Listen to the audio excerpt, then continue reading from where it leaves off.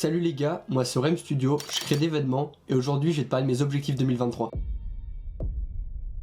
Tout d'abord, je voulais juste vous dire merci à tous, merci de me suivre. En 2022, c'était une grosse année pour moi, il y a beaucoup de choses qui ont évolué, que ce soit en termes de vente, de clients, d'impact sur les gens et tout. Donc déjà, je voulais vous remercier pour ça, ça fait super plaisir. On a passé la barre des 2300 abonnés sur Instagram et on est bientôt aux 1800 abonnés sur Twitter. D'ailleurs, n'hésitez pas à me follow, tous les liens sont dans la description ou il y a juste les noms ici. Cette vidéo, elle va être composée de 6 parties. Il y aura les 6 gros objectifs de 2023 et à la fin, je vous parlerai un peu des projets qui m'ont marqué en 2022 et... Bref, trêve de blabla, c'est parti, rentrons dans le sujet.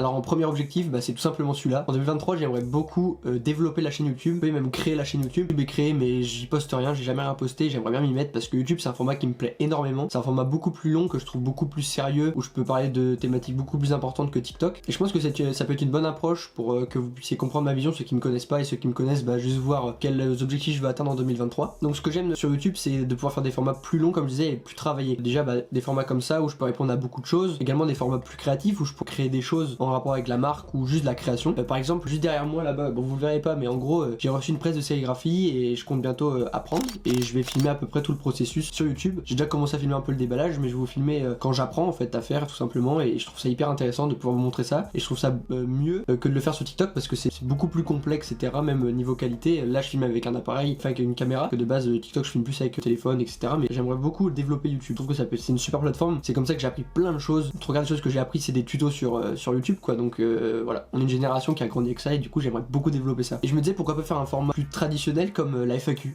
parce que je sais qu'on me pose pas mal de questions sur Instagram et pourquoi pas vous faire un sondage, vous me posez plein de questions sur Instagram ou sur TikTok ou sur Twitter et puis moi j'y réponds tout simplement sur YouTube. Bref, on passe à l'objectif 2.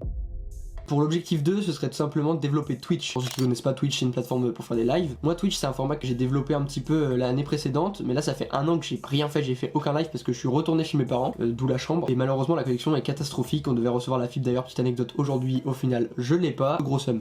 Bref, j'aimerais beaucoup refaire des lives où je dessine, des lives où je parle, des lives où on débat sur de la musique, sur des projets créatifs, sur j'en sais rien, sur plein de choses. J'adore le fait d'être en live, de pouvoir interagir avec les gens et tout. Donc on va essayer de développer ça, dès que j'ai une bonne connexion, on lance des lives. Bref, la partie Twitch c'est terminé, passons à l'objectif 3.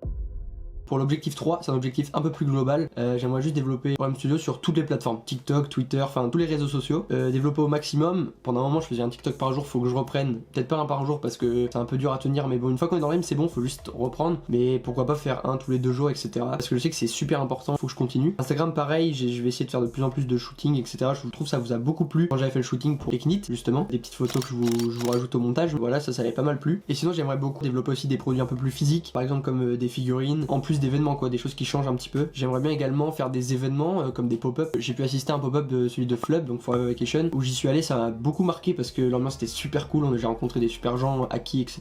Ils reconnaîtront, et en tout cas c'était un super événement, que ce soit dans la DA, dans les personnes, etc. C'était super, et du coup j'aimerais beaucoup faire ça. C'est un peu comme le même principe que live, parce que là on rencontre vraiment les gens. Même faire, pourquoi pas, des bijoux, ça me plairait beaucoup. Là je suis en train de voir, j'ai fait 2-3 croquis déjà pour réaliser une chevalière, et pourquoi pas faire d'autres produits physiques comme ça qui changent un petit peu. Bref, on passe à l'objectif 4, il est en lien avec YouTube. Pour l'objectif 4, je vais vous parler de la création d'un podcast. J'aimerais beaucoup lancer un podcast autour de la création, de la créativité, de l'art en général en fait. En fait, j'ai déjà commencé à rédiger des sujets. C'est quelque chose que j'adore, les podcasts, pour quand je travaille, quand je suis dans le bus, etc. Écouter des gens qui racontent des choses, ça permet d'être quand même focus sur quelque chose visuel, mais on peut entendre, on peut apprendre des choses, on peut juste se cultiver, enfin il y a plein de choses, accueillir des gens qui sont dans ces domaines-là et pouvoir parler de leurs projets, de leur vision sur les tendances, etc.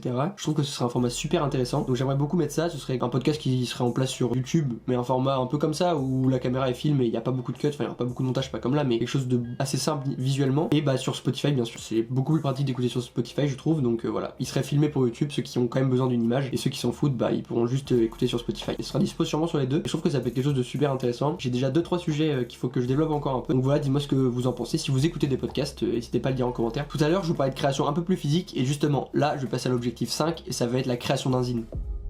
Donc pour ceux qui savent pas ce que c'est un zine en gros c'est des sortes de petits livrets, des petits livres, souvent de photographes, il y a beaucoup de photographes qui font ça, où c'est un recueil en fait entre guillemets de leur création. Et moi j'aimerais beaucoup faire des photos que j'ai prises, des textes, des créations graphiques, en fait un mélange un peu de tout. C'est en rapport avec Realm Studio, mais il n'y a pas que d'événements. Après, Realm Studio c'est un peu aussi de la création en général. Mais j'aimerais beaucoup faire ça parce que j'aime bien la photo, je fais un peu d'argentique, etc. Donc pourquoi pas faire ça. D'ailleurs, je vais vous montrer deux zines que j'ai acheté. Un il y a un peu longtemps de Antipasti Studio et un de Crapule 2000, qui est un artiste que j'aime énormément, qui m'influe beaucoup dans ce que je crée. Je vais vous montrer ça tout de suite, bougez pas. Ok les gars, je suis allé chercher super loin, mais en fait c'était juste à côté. Donc ça c'est celui de Antipasti Studio. Voilà, il est plutôt simple, mais il est super cool. Là c'est beaucoup plus de la fin, vous allez voir. Il y a de la photo, de la création graphique, il y a quelques textes, des photos, là il y a des dessins. Tout ça c'est des dessins. Enfin bref, je trouve ça super intéressant. Et ça c'est celui de Crapule 2000, qui est un artiste que j'aime énormément. Donc voilà, qui est super cool aussi. Enfin voilà, là c'est beaucoup plus de la photo, etc. En tout cas c'est quelque chose que je kiffe énormément et je trouve ça, c'est un objet que je trouve cool. Donc du coup j'aimerais énormément faire ça. Maintenant on va passer à l'objectif 6 qui est beaucoup plus flou mais vous allez comprendre. Du coup pour l'objectif 6 ce serait pourquoi pas de collaborer cette année avec des artistes que je kiffe. Il y en a pas du tout de prévu, je sais pas du tout avec qui, mais il y a plein d'artistes que je kiffe et j'aimerais énormément travailler avec eux parce que j'aimerais bien confronter ma vision avec d'autres gens, essayer d'adapter nos deux visions, les mélanger, etc. Pas faire une collab pour faire une collab, faut vraiment que ce soit une collab avec des artistes que je kiffe, qui ont un univers qui me parle, mais pourquoi pas, j'aimerais beaucoup développer ça, c'est quelque chose d'un peu plus flou mais que j'aimerais beaucoup réaliser. Bref, assez blablaté, on a parlé un peu de tout ce que je voulais développer cette année pour Realm Studio. Et pour cette outro, on va juste parler des projets qui m'ont marqué cette année. Et je vais commencer par un projet qui s'est commencé que en début janvier 2023, donc c'est un peu de la triche. Et c'est un projet super cool qui est très important pour moi parce que déjà c'est devenu un ami et puis je trouve que l'initiative est super cool. Il donne aux autres donc pourquoi pas lui aussi lui rendre. C'est aller suivre Vetma, V3TMA sur, je crois que je l'ai bien dit, bref ce sera écrit, de Aki justement, la personne que je parlais tout à l'heure, que j'ai rencontré au pop-up de Flub. Et c'est une personne que j'adore, qui est super cool, très créative et qui est là pour aider les gens. Et en fait Vetma ça consiste à un média qui met en avant les marques indépendantes françaises et peut-être autres que françaises ailleurs, je sais pas, mais bref des marques indépendantes. Et je trouve la démarche super cool, il met en avant toutes les marques donc voilà, il donne, donc faut qu'ils reçoivent. Allez vous abonner, c'est hyper important. C'est Vetma sur Insta et Twitter, j'afficherai les blazes juste là, allez suivre, ça me fera super plaisir. Et voilà, je voulais commencer par ça. Ensuite on a le pop-up de Flub parce que j'y suis allé avec Baptiste, mon meilleur pote. C'était un super moment, toute l'équipe Far Action, c'était trop bien. On a rencontré des gens, enfin j'ai pu rencontrer des gens, Aki, Sylvain, un gars qui fait de la vidéo hyper fort aussi, bref plein de gens. Même ça m'a marqué, la DA du projet était tellement poussée, c'était une épicerie en fait pour ceux qui ne savaient pas, c'est le décor d'une épicerie, on pouvait peser, etc. Donc c'était vraiment super cool, ça m'a beaucoup marqué. Sinon les projets qui m'ont marqué, il y en a plein, il y a le pop-up de Supra où j'ai pu voir que le documentaire, j'aurais bien voulu y aller mais ça avait l'air super cool. Et après sinon en projet musical, bien sûr Autobahn DCH, vous connaissez, moi je suis un grand fan de DCH, donc du coup j'ai bien kiffé. Sinon il y a l'album de Rally aussi qui m'a beaucoup plu, voilà, allez écouter. Et là je suis en train de découvrir actuellement, bon on est début 2023 donc ça compte pas trop, mais bref, allez écouter le projet Novae de Yanis, YVNNIS, super cool le projet. Bref voilà, c'est ce qui m'a marqué cette année. Il y a sûrement plein d'autres choses, déjà moi il y a eu plein de choses qui sont arrivées. En fait toute l'évolution de Rem m'a beaucoup marqué, j'étais vraiment super heureux, là je suis grave épanoui dans ce que je fais, je vois que ça plaît à des gens, mais c'est surtout que les gens comprennent ma vision, etc. Et je trouve ça trop bien. Par exemple pour les knits, j'ai fait 110 commandes en 3 jours.